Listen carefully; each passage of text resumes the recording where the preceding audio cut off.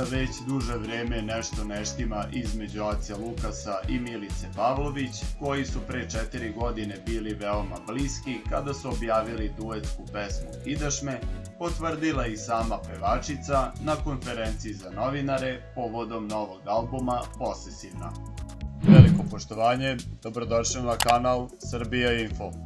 Sigurna sam da mi Aca Lukas neće ni čestitati na albumu.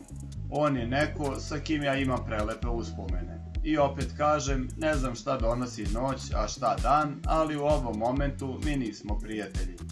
Pesmu sam skinula sa kanala iz principa, lično ja. Ima tu svašta nečeg okolo, nisam morala da skinem, ali sam je skinula, rekla je Milica, a nije želela da detaljiše u čemu je tačno ispao problem između nje i nekadašnjeg prijatelja. Mediji su kontaktirali Lukasa uoči njegovog velikog solističkog koncerta koji će se sutra održati u Štark areni. Zatekli su ga na probi pred sutrašnji koncert, te nije imao vremena niti želje da se detaljnije bavi koleginicom i njenim izjavama na njegov račun. Imam puno posla, ne mogu da se bavim perifernim stvarima.